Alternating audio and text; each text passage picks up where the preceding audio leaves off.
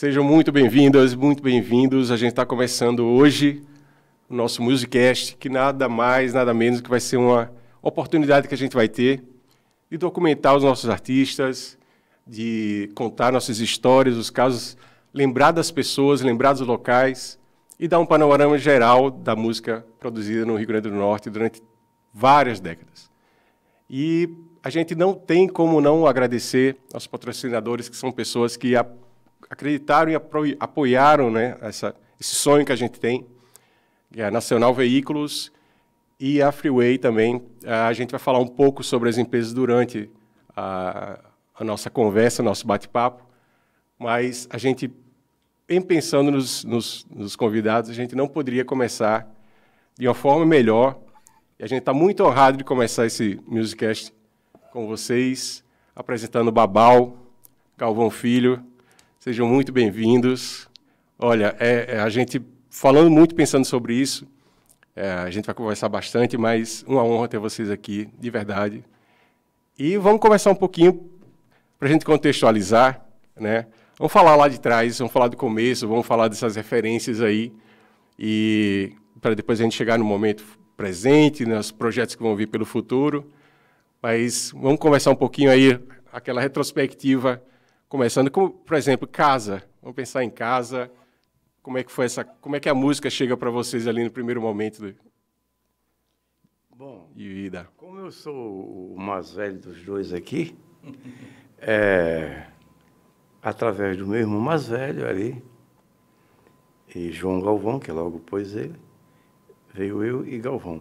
Então, eles começaram a aprender a tocar violão, isso final da década de 60, que aí fazia parte de um grupo chamado Milionário, que era um grupo musical do Colégio Municipal, onde ele estudava. E eu passei a estudar depois, e João também estudava lá. Bom, antigamente existia nos colégios daqui um grupo musical, os primos, que faziam parte de um colégio, defuntos faziam parte de outro colégio, os milionários faziam parte de outro colégio, enfim.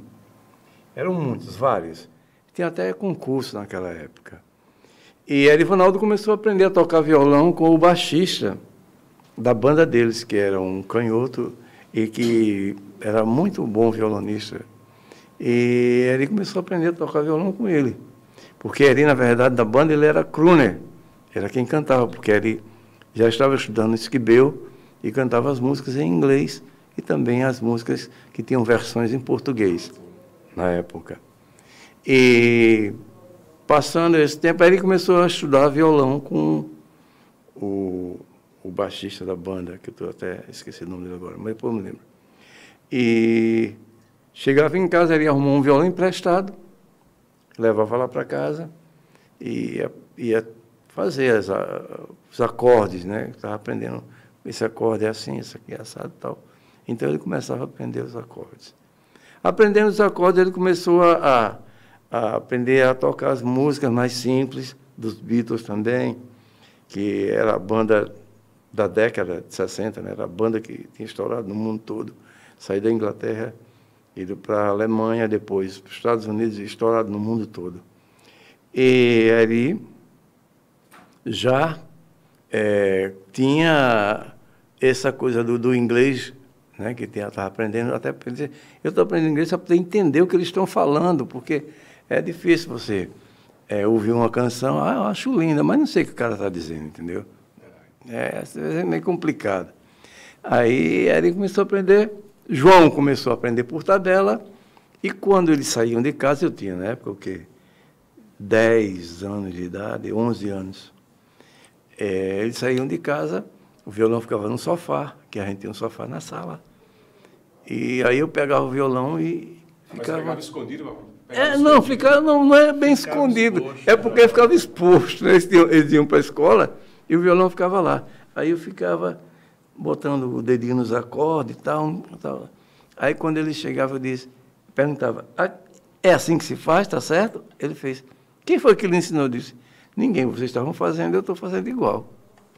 Então, daí começou a minha vontade de gostar, já gostava de música, né? Portanto, ter ouvido música na amplificadora Rio Grande, que era uma amplificadora do Alecrim.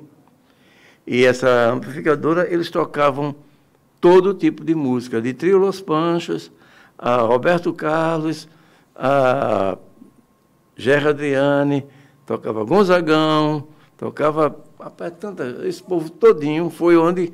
Carlos Alberto, foi onde eu aprendi a entender música e a gostar de música e ter esse amplo, essa abertura grande com a música. Então, eu comecei a entender que o ritmo, aquele cara, isso aqui é outro, aquele ali é outro. Roberto Silva, com o samba dele, entendeu? Moreira da Silva, com o samba de break. Então, tudo tocava lá. E eu ouvia tudo aquilo. Então, passei a entender essas músicas e a gostar de música a partir daí. E a gente sabe que é a partir daí a gente começa a funilar o que é bom, se eterniza para a gente, né? É tanto que tem canções daquela época que até hoje são belas e continuam tocando em tudo que é canto. E foram feitas há mais de 50 anos atrás. Há mais de 50 anos, já é atrás. Há mais de 50 anos. E é engraçado a gente mencionar, né? Você mencionou a amplificadora, né?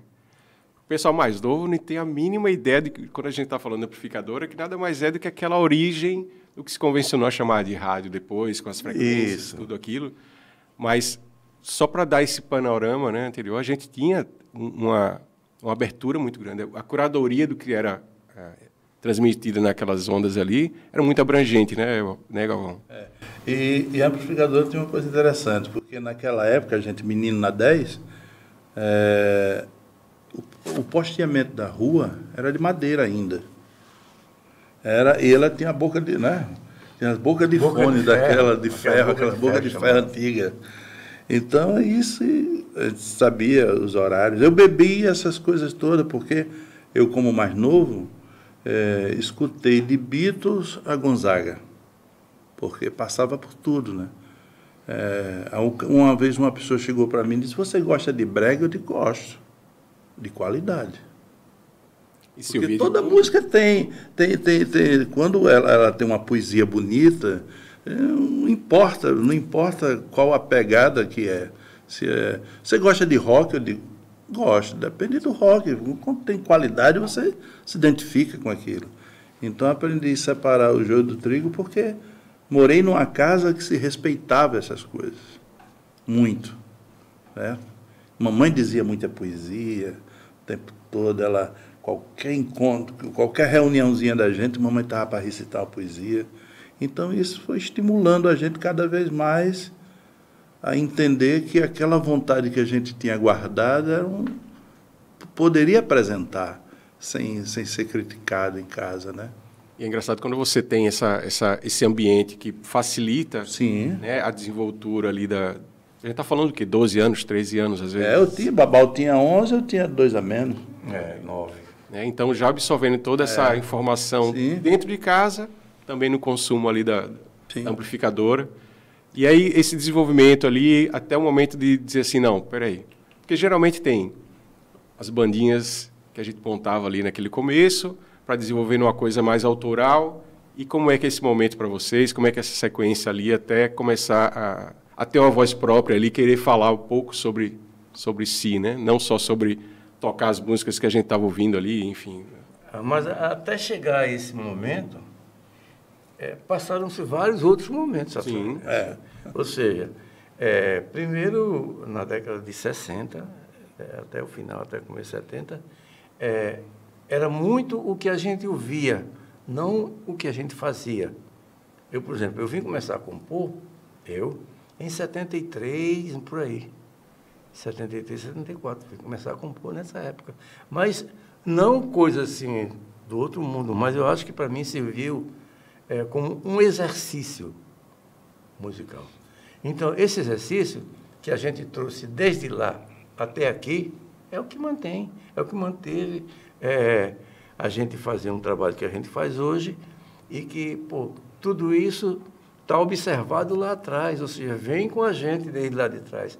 Às vezes até, quando a gente está fazendo alguma melodia, a gente bota empiricamente, dentro daquela melodia que a gente está fazendo, um pouco daquilo que a gente ouviu, entendeu?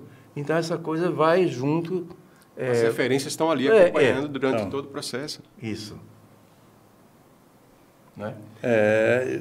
Tem uma coisa interessante também da época, ainda da 10, Mingo Araújo todo mundo conhece. Mingo Araújo, um grande percussionista, começou numa banda aqui, saíram para o Rio, ele se destacou, um talento. Então, ele construía uns tambores de lata, na época, a gente bem mais novo, tudo, e fazia uma bagunça no carnaval. Então, ele incentivava as pessoas que tinham uma certa tendência também a construir o seu tambor. Ele construiu dele, a gente construiu tambor de lata na época. Né? Então, isso era o que apontava já um caminho, né? Porque eu acho que a arte, o cara diz, você sempre pensou em ser o que você é? Eu disse, não, a arte encontra você. Ela encontra, e você, às vezes, pensa numa coisa e o caminho lhe carrega para outro. Né? Eu gostaria de ser veterinário, mas sou músico. Por exemplo, o caminho vai carregando você para uma área. Então é isso, eu acho que comecei a compor lá com uns 14, 15 anos. Eu comecei a compor as primeiras cantigas, porque lá em casa ninguém nunca ensinou nada a ninguém, né?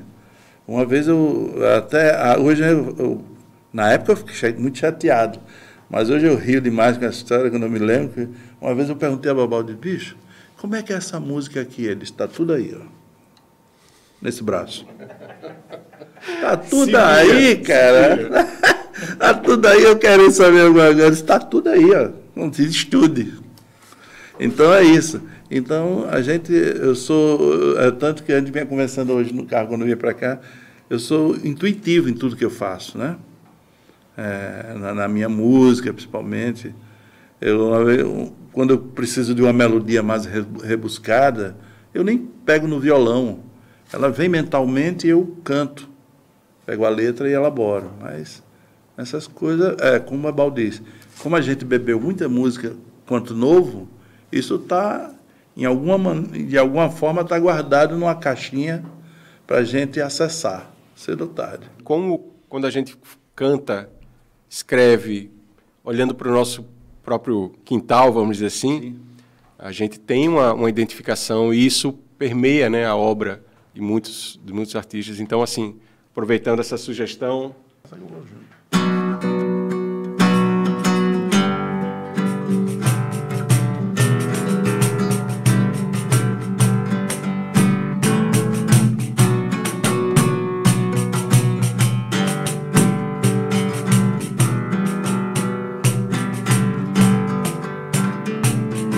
Desde o tempo de menino eu brincava com arte sonhador, conhecia a natureza beijando meus pés, o movimento da vila, da rua, o ronco do tambor, em todos os arredores da Avenida 10. Os guaranis festejando a paz, o guerreiro bumbum, éramos todos devotos, meninos fiéis. Quando não era possível ter sonho, a gente tinha um, e ele girava em torno da Avenida 10. O movimento do parque, o jogo de bola na lama, a bandeirinha é o poste, bom barquinho eu quero passar, a lata no carnaval, pra nós tudo aquilo era vida. Em meio àquela folia, a bagunça saía a tocar. Minha casa, bananeiro, jardim, os meus amigos, eu, Quinho, Bonfinel, Soneguinho e Moisés, Babal, Fernando, João e Omar, todos irmãos eris. Hoje nós somos saudades da Avenida 10. O movimento do parque, um jogo de bola na lama, a bandeirinha é o poste, bom barquinho eu quero passar, a lata no carnaval, pra nós tudo aquilo era vida. Em meio àquela folia, a bagunça saía a tocar. Minha casa, bananeiro, jardim, os meus amigos, eu, Quinho, Bonfinel, Soneguinho e Moisés, Galvão, Fernando, João e Omar, todos irmãos ali. Hoje nós somos saudades da Avenida 10. Hoje nós somos saudades da Avenida 10. Hoje nós somos saudades da Avenida 10. La la ya, la la la la la la la ya, la la ya, la la la la la la la ya, la la la la la la la ya, la la ya, la la la la la ya, la la ya. Maravilha, mano. É engraçado demais. A gente consegue, na letra, visualizar tudo isso que vocês estão cantando. É muito vivo, né? Muito fresco essas imagens. Assim. Ele falou uma coisa interessante, é o seguinte. Sobre os arredores da Avenida 10. Naquela época, tem uma coisa chamada Corso, que era um carnaval antecipado ao carnaval. Porque, na verdade, esse carnaval que ocorria eram 15 dias antes, chamavam batalha, né? Era uma batalha de carnaval.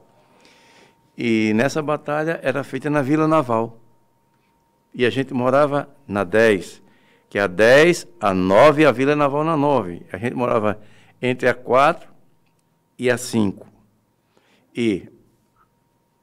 Porque o Alecrim é tudo numerado, né? Aí tem a 9 e a 4, que é onde acontecia essa batalha, essa junção dos blocos todos carnavalescos que não iam desfilar, eles iam se amostrar, né? Eles iam dizer assim, nós estamos aqui, entendeu? E vamos participar do carnaval no dia do desfile. Sim.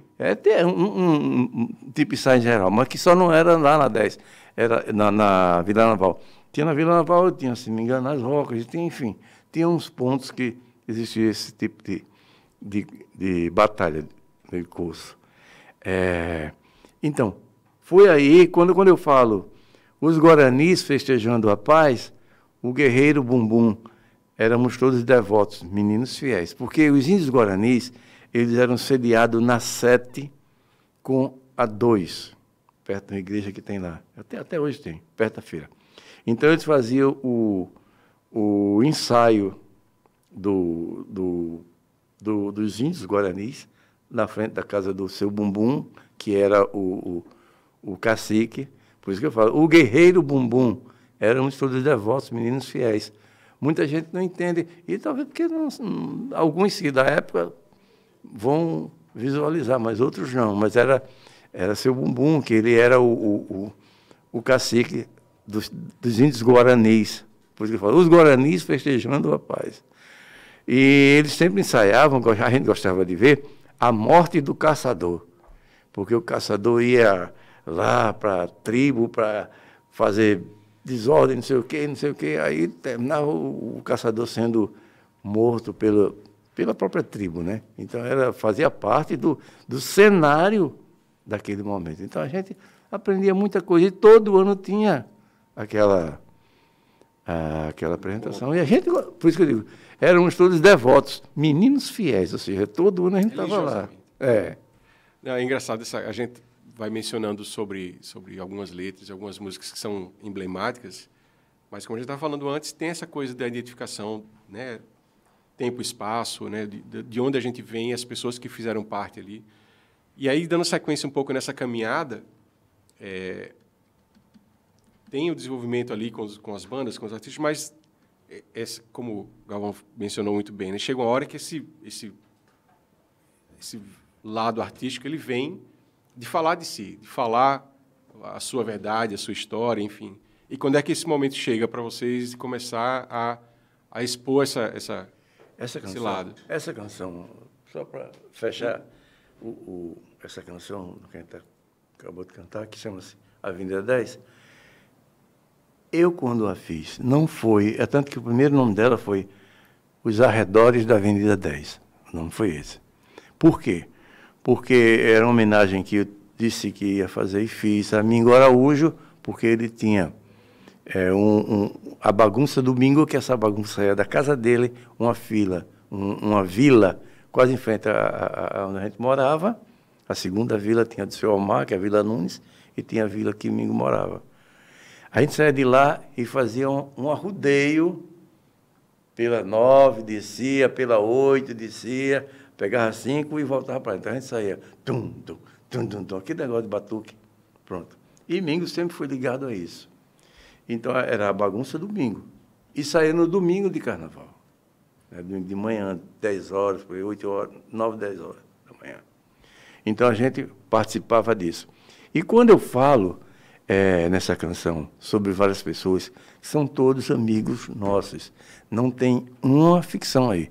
Todos são amigos nossos, que brincavam com a gente, que conviveram com a gente. Alguns já subiram, mas são todos os amigos que a gente tinha naquele espaço de vida da gente ali. Que a gente passou lá. Entendeu? E dá para perceber na entrega, na execução da música, que não dá para cantar essa música hoje em dia e não sentir e não lembrar dessas pessoas. Sim. Né?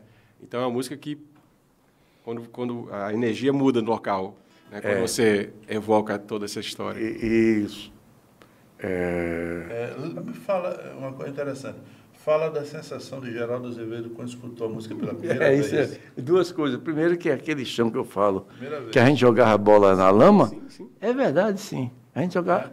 Não, era areia na frente, que a gente tinha um capinzalzinho, porque onde tinha água empoçada de esgoto, de vila e tal, empoçava e capinho, subia. Bom, aí um dia cheguei, Geraldo ia fazer um show aqui em Natal. Aí ele disse, vem aqui para a gente dar uma conversada. Aí eu digo, tá. Eu cheguei daqui a pouco, cheguei. Aí fui. Ele disse, senta aí. Aí a gente começou a conversar, eu digo, tem alguma música nova? Aí ele disse, eu disse para ele, tem aqui umas que eu fiz aqui, que eu acho que a gente vai gravar e tal. Disse, 95. Aí ele disse, e tu tem alguma coisa? Eu disse, tem alguma coisa? Eu disse, tem. Eu tenho só uma que eu tenho aqui. Aí puxei o papel no bolso. Era a Avenida 10. Tem um papel no bolso, mas o rascunho da música. E esse rascunho da música, tinha até alguma coisa já arriscada, porque eu tinha modificado. Aí eu cantei para ele. Aí quando cantei, ele parou. Aí disse, topa cantar de novo para eu ouvir? Eu digo, claro. Peguei o violão, cantei. Ele disse, eu posso gravar essa música, velho? Aí eu fiz essa pergunta para ele, tu compõe tanto e tão bem, por que vai querer gravar essa música? Ele me disse, porque todo mundo que viveu nessa época teve uma Avenida 10 na vida. Eu me lembro, quando você fala aí, eu e meus irmãos jogando bola na frente lá de casa, lá em Petrolina.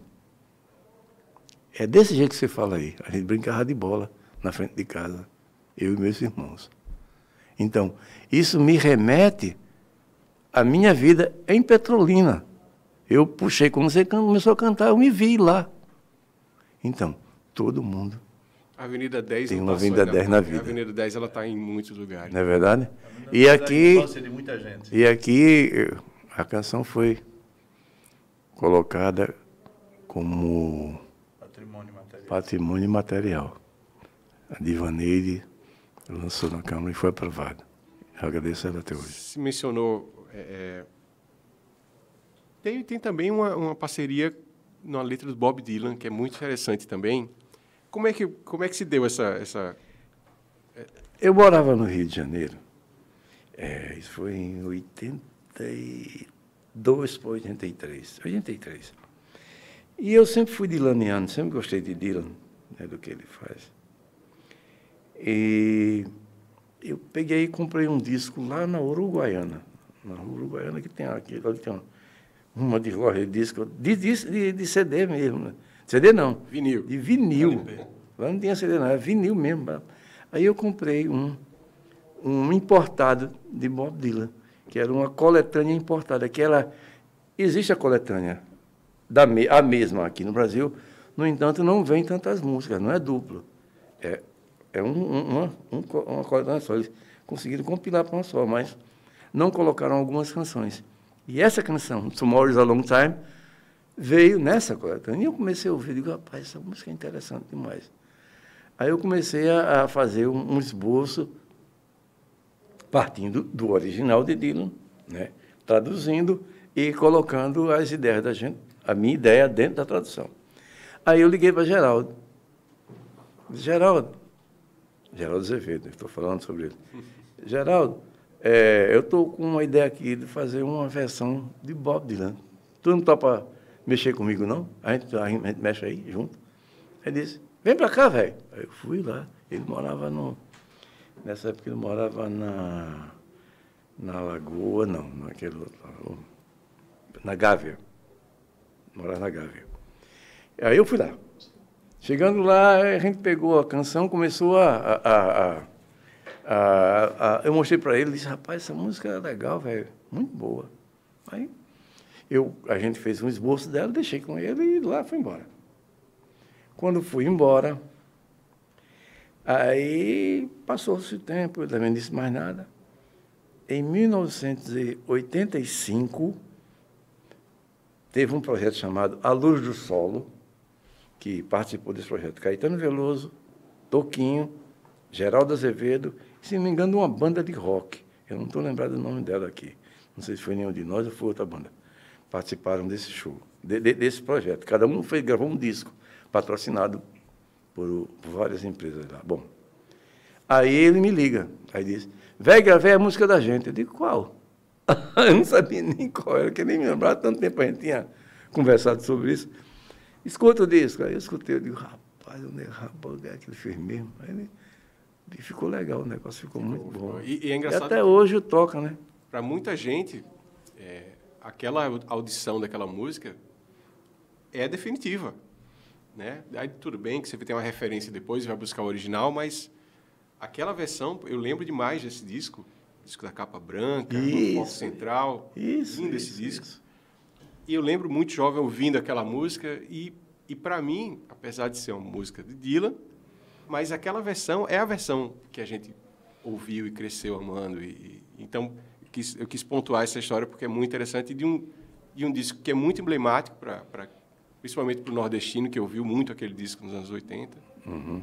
E é uma versão que para a gente acaba sendo a original, porque a gente teve acesso, talvez, àquela música daquela forma.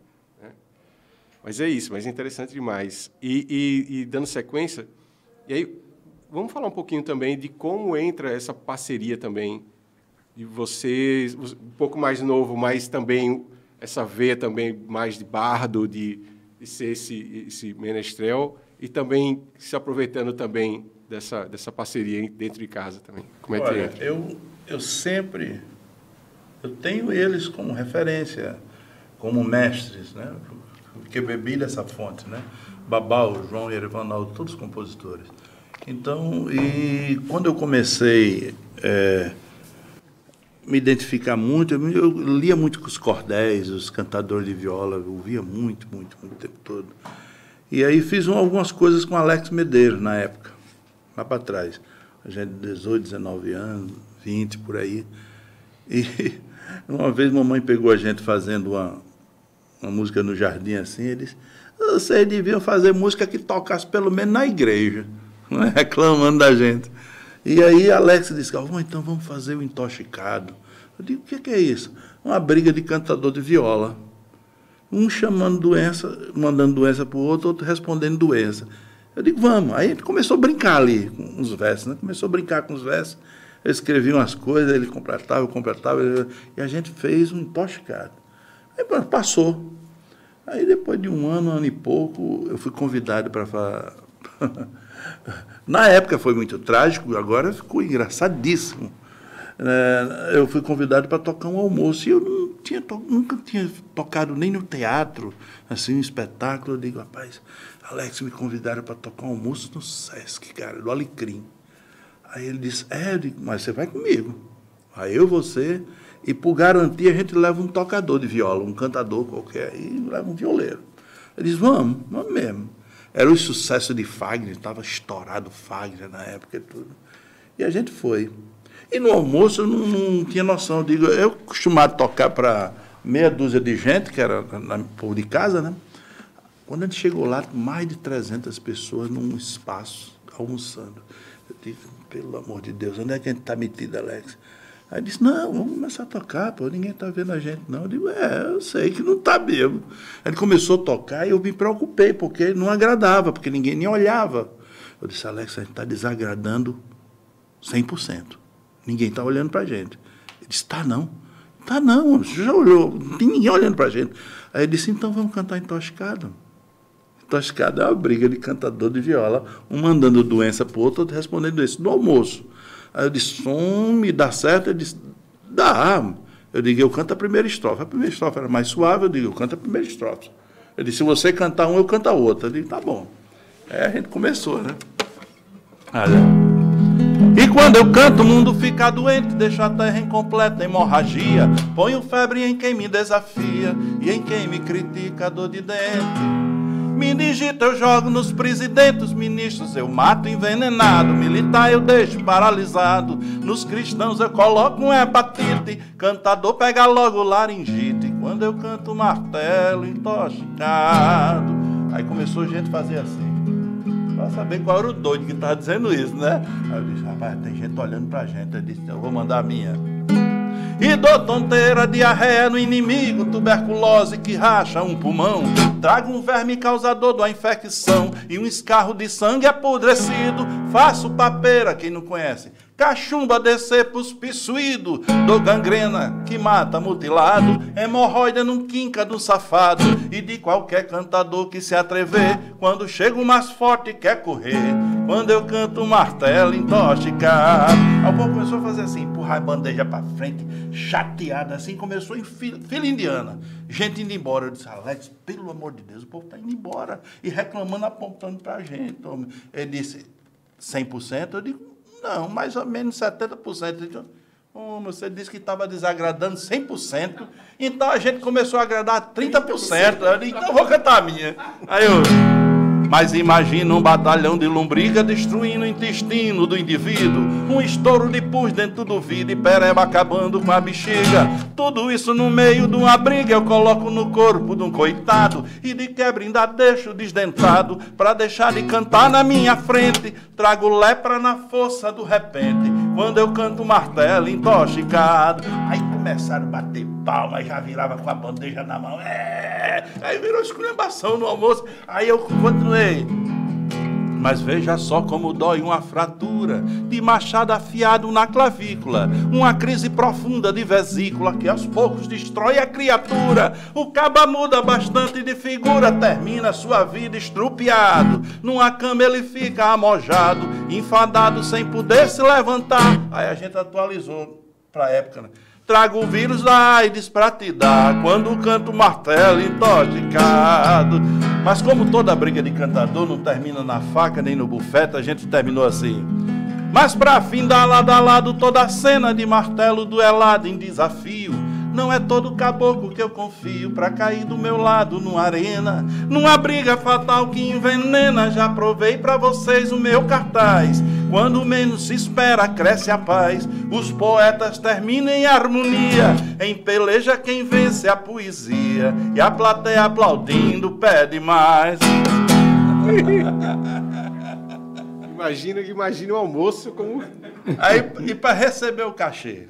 Aí ele disse, vai tu. Eu digo, rapaz... Eu disse, vai tu. Eu disse, não, vai tu. Aí ficava mandando um outro. Aí quando eu cheguei lá, eu disse, Talvão... Maravilha, eu adoro o trabalho de Erivanaldo, é muito lindo. O trabalho de João, de Babal nem se fala, coisa linda. Mas da próxima vez não canto intoxicado, não. Muita gente passou aqui reclamando. Que sensacional, incrível. É engraçado essas coisas, porque quando eu estava fazendo a pesquisa, a gente estava conversando sobre, é muito claro, assim, uma veia mais menestrel, mais essa coisa de bardo mesmo, isso. Né? E Babal com outra também, outra influência. Mas tem uma... E vendo alguns shows que vocês participaram durante a vida toda também, e ultimamente nessa pesquisa, tem uma coisa que se complementa. Tem um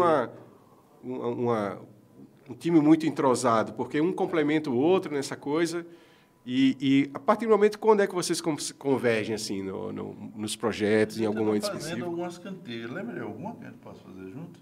Não, a gente foi chamado pela prefeitura a participar de um projeto do Alto de Natal, quando tinha aquele projeto. Não sei se morreu ou se não vão ressuscitar.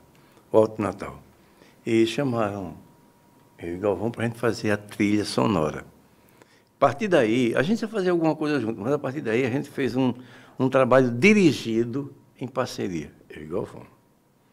Então, teve cantando com a gente Xangai, teve cantando com a gente Santana, entendeu? E foi um projeto, assim, muito bom. Mas, a partir daí, nós firmamos muito mais a parceria que nós já tínhamos em algumas canções anteriores, entendeu? E eu sempre venho trabalhando com o Galvão, nos discos dele, dando apoio, fazendo pré-produção, entendeu? Tudo isso. E a gente vai remetendo, mas tem muita música interessante que a gente trabalhou junto. Eu acho que aqui na casa desse rei. Lembra disso? Não. Nem lembro, mas vai no ouvido. Pergunta pro outro. Lembra vai outro? Não, mas vamos assim mesmo. Não, é porque essa música Xangai cantou no disco comigo, e uma vez ele ligou para mim e disse, poeta, rapaz, aquela música é linda demais, eu quero a harmonia, que eu quero cantá-la quando estiver me apresentando. Porque a música que a gente fez para a cena do presépio, no Alto Natal, tinha a cena que parava, Elba Ramalho, aquele menino da Bahia, o moreno, do Opaió, ele contracenava com Elba, aí parava a cena deles dois assim na frente, aí tinha um menino Jesus na manjedoura e tudo, aí estacionava, e ficava a luz, o spot de luz neles, e a música rolando. Aí faz.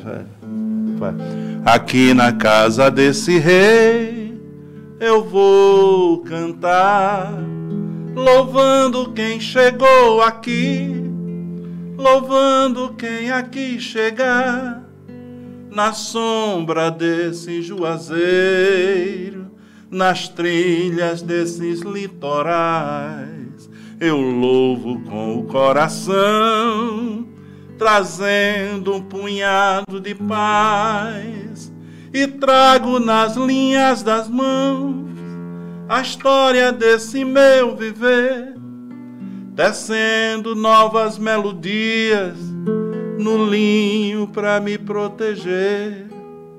Por tudo isso louvo o rei, menino, e oferecendo meu abraço terno e minha canção. Por toda a minha vida, meu destino, fui viajante pela estrada fora da minha canção. Uma coisa que eu não estou lembrando, mas é uma música que feita por menino. E quando o texto de Ney Leandro, né, que a gente escreveu em cima, uma das preocupações minhas, falei com o Babal, vamos compor canções para o espetáculo, canções que possa ser cantada separadamente, como essa. Sim. Essa música você pode cantar, não precisa do espetáculo para cantar a música. Né? O texto, a gente faz uma alusão a Elino Julião, na sombra desse juazeiro, né? A gente corre por nossa gente, né? E é engraçado, eu estava lembrando também de outra coisa quando vocês estavam tocando aqui. Como a gente falou um pouco antes, discos e músicas que, desse processo que a gente está falando hoje em dia de evolução de tecnologia, sim, de serviços de streaming, essa coisa toda, e que alguns discos e algumas músicas vão ficando pelo caminho e que a gente precisa, se não for em palco, como fazer com que essa música chegue nas pessoas, né? E eu estava tentando lembrar e eu queria que vocês falassem também um pouco dos discos próprios, assim, dos lançamentos que fazem com que todo mundo que está vendo a gente vá atrás, tente recuperar, tente ter acesso a essas músicas, né? Porque é um momento muito especial que a gente está vivendo dessa transposição de alguns formatos de música para Eu sou meio cascudiano nessa hora. Apesar de estar reclamando muito da invasão lá do espaço memorial dedicado a ele, mas eu sou cascudiano. Ele disse uma vez, Natal nem consagra, nem desconsagra ninguém. Ou seja, daqui, hoje em dia, nós temos, na época dele ele não tinha essa possibilidade, mas hoje nós já temos a possibilidade da internet, que leva a gente daqui para o Japão, em questão de segundos, entendeu? Então, hoje a gente está aprendendo, como vocês estão fazendo esse trabalho, que vai para o mundo inteiro, está aprendendo a lidar com essa informação para chegar até uma outra pessoa, né? Porque a gente antigamente não tinha isso, não. A gente não tinha como fazer nada disso. Ou seja, eu sempre disse, eu cara, mas você, Abel, tem um trabalho com o Zé Ramalho, sou parceiro do Zé Ramalho, tem trabalho com o Zé Cabaleiro, sou parceiro do Zé Cabaleiro, tem trabalho com o Chico César, sou parceiro do Chico César, Geraldo Azevedo, sou parceiro de Geraldo Azevedo. No entanto, o meu nome não passa de Parnamirim, entendeu? E eu sou consciente disso, entendeu? Porque a gente não tem um trabalho feito por quem quer que seja, qualquer secretaria, entra presidente, diretor, seja lá o que for, mas não acontece absolutamente nada. Se a gente não se der o luxo de ir para a internet, dar um trabalho e colocar na internet o trabalho da gente para chegar em outra praça, a gente não vai sair do canto, ficar paradinho aqui. É um assunto meio difícil, mas a gente tem que falar, né? Porque senão se perde, a arte se perde. E não vão saber nunca que a gente pensava assim. Sem dúvida. Vão achar que a gente achava que aquilo estava tudo certo. É verdade. E aí, para pontuar alguns trabalhos específicos, tanto Barbal quanto Galvão, quais discos ou qual obra que vocês acham que refletem ou que reproduzem como vocês são e o propósito do artista que vocês são? Tem algum disco específico, algum momento específico da carreira ali que diz, não, olha, esse aqui é o meu atestado aqui, foi aqui que eu consegui desenvolver com os parceiros, enfim, com os músicos? Porque sempre tem aquele que a gente, né, no momento mais prolífico ou não... A gente compõe tanto, a gente, com uma certa facilidade, graças ao Criador, e a gente compõe tanto que, e quando a gente para escolher e separar determinadas músicas para botar no disco, aquele disco é sempre especial. Todos os discos têm um toque muito especial. Fica difícil pontuar um disco. É tanto que as pessoas me perguntam, eu digo, rapaz, tem um canal no YouTube meu, Galvão Filho Cantor, que as pessoas têm acesso. E se não tiver acesso, entre em contato comigo, que eu mando por e-mail todas as músicas em MP3. A pessoa tem a música em MP3 para escutar. Porque interessa que as pessoas escutem a nossa cantiga, né? Por exemplo, como no disco recente, que foi uma produção de Santana, eu canto uma com Geraldo Azevedo, que é uma parceria com Enoque Domingos, que faz... Filho é saudade, faz. De tanto te procurar e a dor do amor resolver, andei por cima do mar, vi o sol escurecer, arei nos campos de Marte e quase morri de viver. Arei nos campos de Marte e quase morri de viver. Nem toda busca nos leva àquilo que nos comove. É que os mistérios da vida são pilares que se movem. Por mais que eu pense em você, essa dor não se resolve. Por mais que eu pense em você, essa dor não se resolve. Vai, vai, coração, que eu quero correr perigo. No ópio da tua boca depositarei um beijo, e ao fim a saudade matará o meu desejo. Vai, vai coração, que eu quero correr perigo. No ópio da tua boca depositarei um beijo, e ao fim da saudade matará o meu desejo.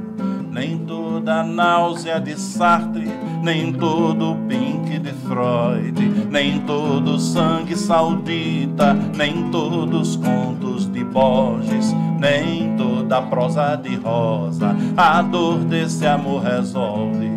Nem toda prosa de Rosa a dor desse amor resolve. Nem tudo que move o mundo, nem tudo que o mundo move, nem os escritos de Jonas, nem a espada de Jorge, nem a Tieta de Amado a dor desse amor resolve. Nem a Tieta de Amado a dor desse amor resolve. Vai, vai coração, que eu quero correr perigo. No ópio da tua boca depositarei um beijo, e ao fim da saudade, aí vai cantando. Lindo demais. E a gente está falando um pouco sobre... a gente está falando um pouquinho antes sobre o que definiria um pouco da música potiguar, né? A gente falou que quando a gente olha para dentro de casa, a gente consegue essa conexão. Mas tem um detalhe aqui que eu acho que é interessante a gente mencionar, que são a qualidade dos músicos que fazem parte, né, décadas e décadas e décadas aqui da nossa cena como um todo, né? E a gente estava falando sobre... Vai gravar um disco e a gente tem uma oferta de músicos de altíssima qualidade. Muito. Né? E o que é que vocês acham que tem nessa água que a gente consegue ter tanta gente boa em tantos campos diferentes dentro da parte de instrumentação, né? E interpretação também? E se puderem também citar nomes e lembrar de algumas pessoas que talvez faça sentido a gente comentar, de gravar, que passaram pelos discos, ou shows também. Vamos falar um pouquinho desses músicos aí, em especial. Se você vai puxar a lista de músicos grande, que você tem de qualidade aqui, nós temos muitos, e muitos surgirão. Temos muitos que a gente já viu e que tocaram conosco, tanto comigo quanto com o Galvão. E tem tantos que estão vindo devagarinho, estão vindo até chegar no seu limiar. Mas eu posso, através de 3 nomes, todos se sintam abraçados e colocados aqui. Temos Ailton, que eu acho de uma verve, de uma qualidade extraordinária, sanfoneiro. Temos Eduardo Taufik, Dudu, que é um cabeça pensante assim, a velocidade do outro mundo, entendeu? Esses 2 aí já são assim, do outro mundo. E tem um que eu adoro, que agora está na Europa, está fazendo uma turnê, chama-se Di Stefano, que é um baterista que eu amo de coração. Então, além desse, tem tantos que tocaram com a gente. Tem tanto, rapaz, tem os donos de estúdios que nos dão força, como sempre deram, entendeu? É muita gente para a gente falar, mas todos saibam que eu tenho só tudo a favor de todos os artistas que já estão atuando e os que já atuaram na música potiguar brasileira, que a gente chama música potiguar brasileira, MPB. Então, esses aí, eu estou puxando como se eles puxassem o trem, né, que vem atrás de uma gama de artistas que são maravilhosos. Que estão chegando, né, de Franklin Novaes, Chagas, Kiko Chagas. Sabe, um músico muito bom. Temos muitos. Não, tem muita gente. E desse pessoal, o novo Lipe Guedes, uma maravilha, um sanfoneiro, tem uma sensibilidade. E novo, um menino, né? Um menino novo. Bruno é outro. Bruno. Sanfoneiro também. Sanfoneiro novo, com sensibilidade já. O meu negócio para Sabe? estourar, é Então, muita coisa boa. E não para de vir, né? A safra. Não, né? para Gosta, já, né? sabe? É chegando, é chegando. Tem aquele menino que o Francisco, hoje ele está assinando Francisco, Diogo Brasil, está assinando Francisco, né? É um menino muito talentoso aquele menino, pelo amor de Deus. Eu vi aquele menino no início de tudo, dando canja com o pai, assim. O pai já tem assim uma queda Marconi Brasil. muito boa, Marconi Brasil, muito bom. Então, tanta gente boa. é muito difícil a gente falar e deixar de fora alguns nomes. Fica muito difícil. Mas basta você começar a fuçar. Lênin Macedo, Lani Cardoso, aí vai. Cida Lobo, aí vai. Começar a fuçar a internet gente e procurar os artistas que vão aparecer. Muita Esses gente músicos boa. belíssimos. Pedro Groove, Mendes, Sérgio eu Groove, sou e um aí vai. eterno fã Aparece dele. um, Sueldo. Sueldo. Aí vai, minha gente, tem muita... Parceiro, Pedro Mendes, ele lançou o último disco dele lançado, das 11 canções, se não me engano, são 11. 7 são parcerias nossas. Um disco lindíssimo, muito bem elaborado, e Pedro, com a qualidade que ele tem, é fantástico, ele é muito E é engraçado, a gente, competente. mais uma vez, falando sobre isso, que nada se faz sozinho, né? A gente precisa da técnica, a gente precisa dos músicos, a gente precisa do público. É uma cadeia, Sim. ninguém funciona sozinho. E aí aproveitar um pouco também para agradecer o apoio e o patrocínio da Nacional Veículos e da Freeway, que estão fazendo possível a gente ter esse momento aqui. O Musicast é uma ideia de a gente ter esse momento, de trocar essa ideia, de registrar tudo. E eles são parceiros nossos, assim, que acreditaram desde o primeiro momento. Então, a gente agradece a eles, que apostam.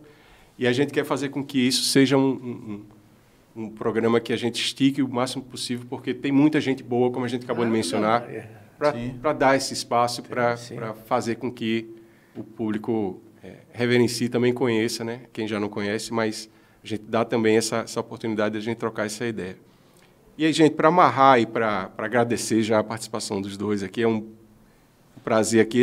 Esse nosso primeiro encontro vai reverberar muito ainda entre a gente aqui, mas queria que vocês encerrassem apontando para o futuro, me dizendo também o que é que está vindo pela frente e com alguma música inédita, alguma coisa que esteja aí ou mais recente, que a gente possa, como se fosse, apontar para o futuro aí da carreira de vocês.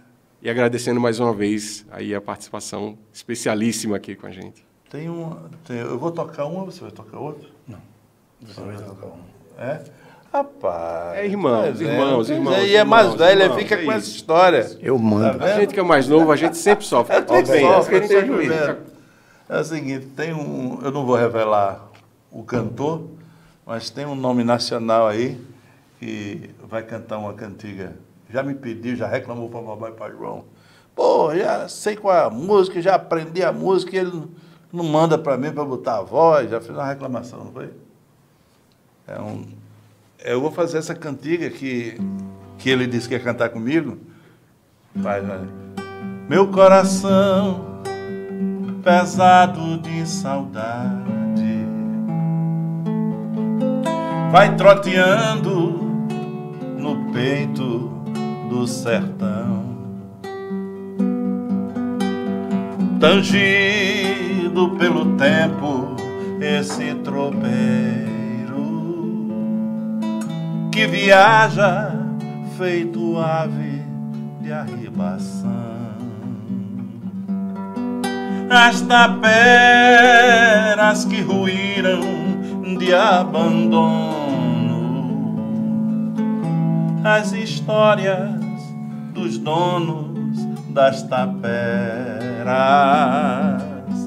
tange as vozes noturnas nos monturos,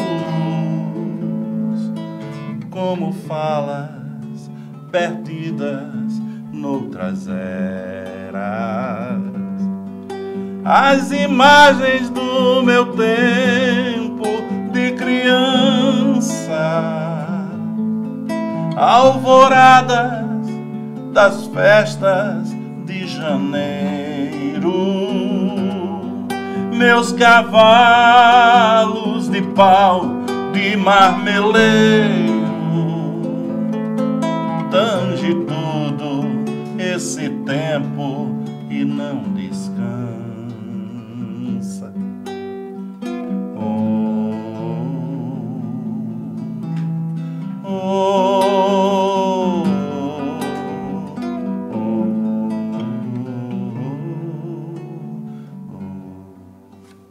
Eita, tava bom. Abal, muito obrigado, Galvão, muito obrigado. Obrigado a vocês, e pelo carinho. a gente vai se despedindo aqui deles e agradecendo a companhia de vocês. E vamos que vamos, tem muito mais pela frente aí. Obrigado mais uma vez pelo patrocínio, pelo apoio Nacional Veículos da Freeway. E mais uma vez... Parabéns pela ideia, maravilhosa. Isso. Fazer esse documentário com essa rapaziada que conta a nossa história de uma forma tão agradável que é pela música, né? É isso. E a música é o que nos move, né? Então, assim, nada mais oportuno do que a gente trocar isso e registrar, que é muito Verdade. importante. Muito obrigado, gente. Obrigado mesmo.